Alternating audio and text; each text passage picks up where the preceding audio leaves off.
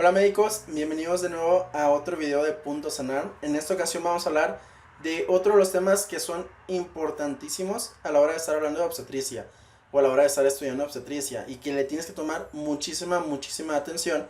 ¿Por qué? Porque te la pueden llegar a preguntar. No tan frecuente como la hipertensión en el embarazo, pero sí puede ser alguna preguntilla por ahí que no te deberías de sacar mal, porque créeme que muchos médicos ese tema sí lo dominan. Entonces, si aún no lo dominas tú, tienes que hacerlo. Y estoy hablando exactamente de la diabetes en el embarazo. Sabemos que hablar de diabetes es hablar de un tema muy complejo porque existe muchísima información de diabetes.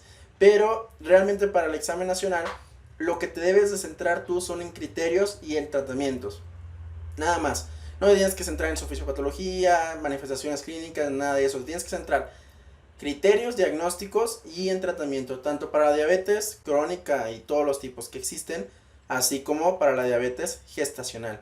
Aquí lo que va a suceder es que por primera vez en el embarazo se reconoce una intolerancia a los carbohidratos y esta puede o no resolverse después de la terminación del embarazo.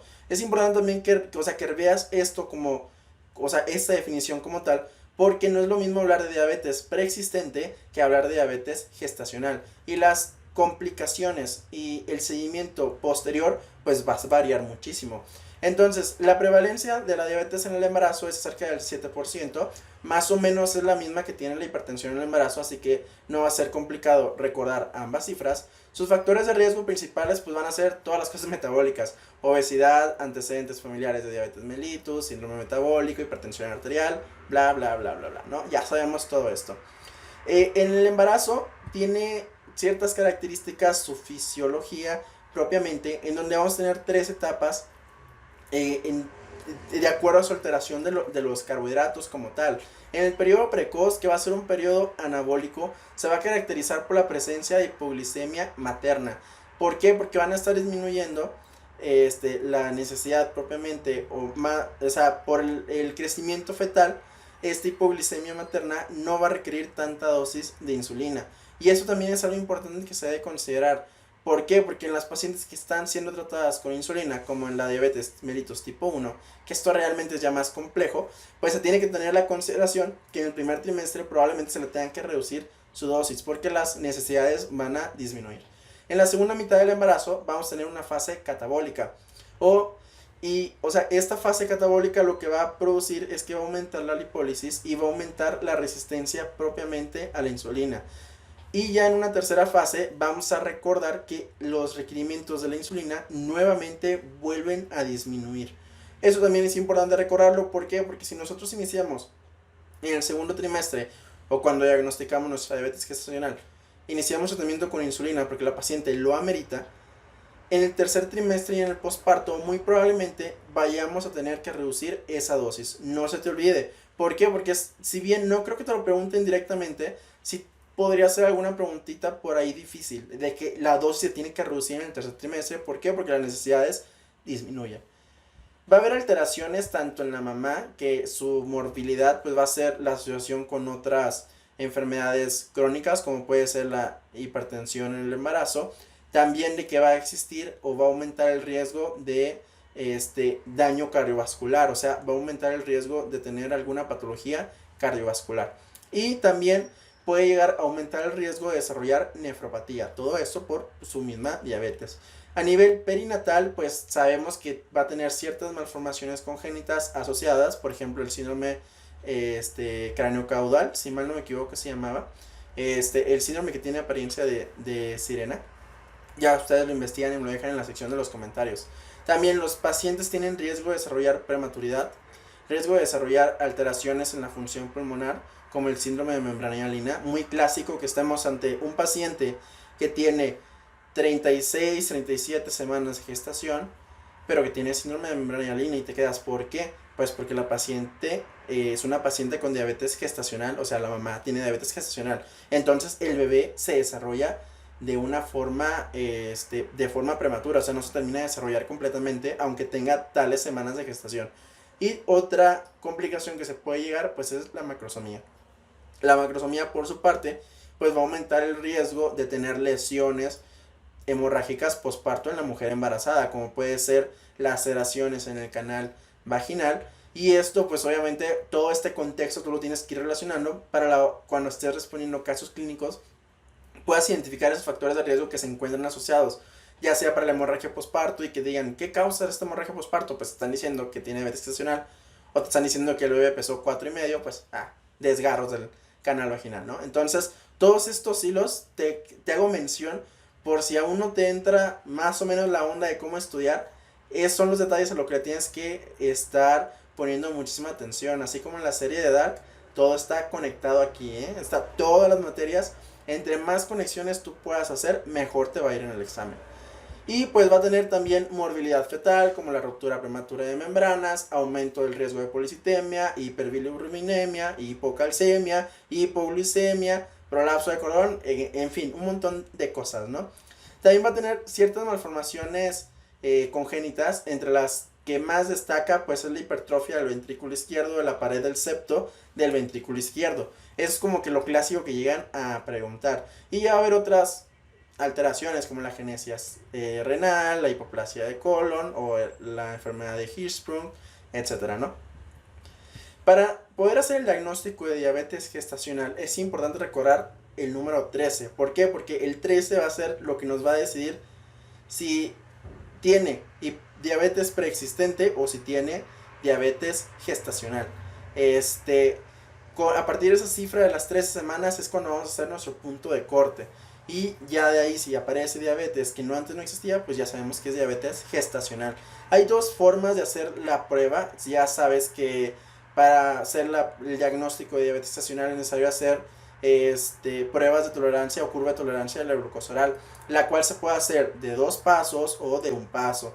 Ya meternos sobre estas cosas pues no vamos a indagar sobre mucho, solamente que la de 1 paso pues necesita un valor alterado, lo que significa que va a captar a más pacientes que se encuentren con diabetes ya avanzada, pero que tal vez pacientes que no tienen diabetes avanzada pues no los va a captar, ¿no?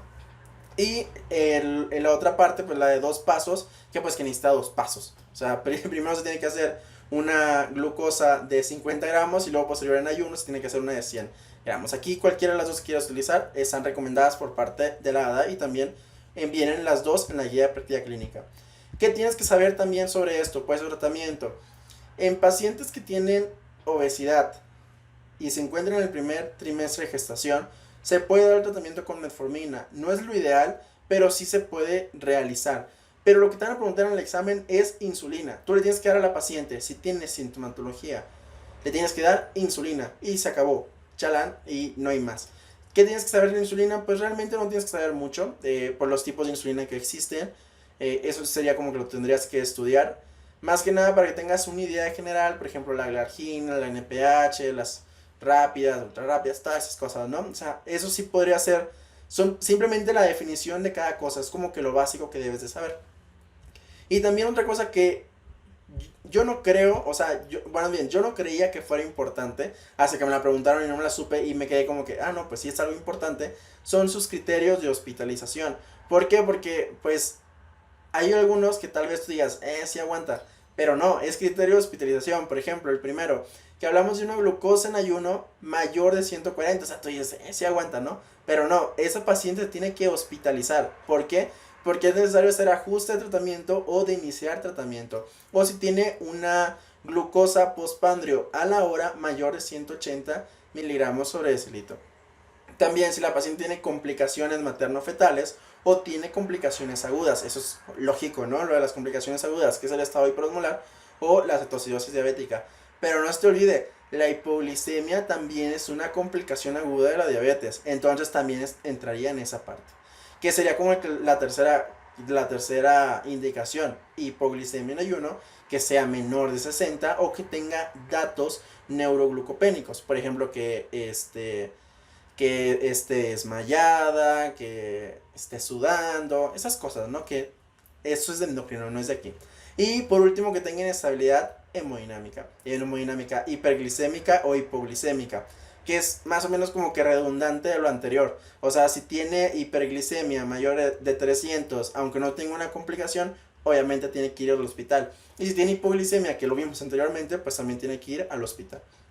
Su vía de nacimiento, pues aquí nada más tenemos que ver dos cosas. Primero, verlo desde la macrosomía del bebé. Si te están diciendo, que la mujer es muy chaparrita, que tuvo complicaciones en partes anteriores o cosas así, te están diciendo que el bebé va a pesar 4,700, pues tiene que irse a cesárea, o sea, no se tiene que ir a parto vaginal, ¿de acuerdo? Punto. No le des tantas vueltas.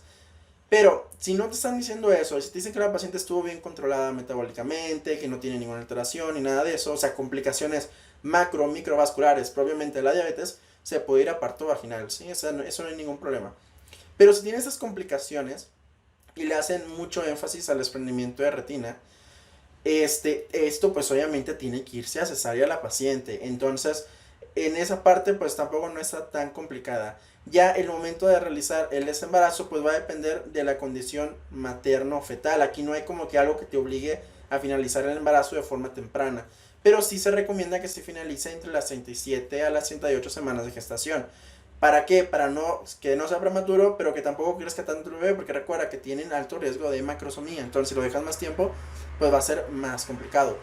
Y recuerda que el grado de macrosomía, pues también va a tener ciertas condiciones en la vida del bebé. O sea, que lo expone a mayor riesgo de diabetes, mayor riesgo de alteraciones cardiovasculares, etcétera. Pero bueno, eso queda para pediatría endocrina, ¿no?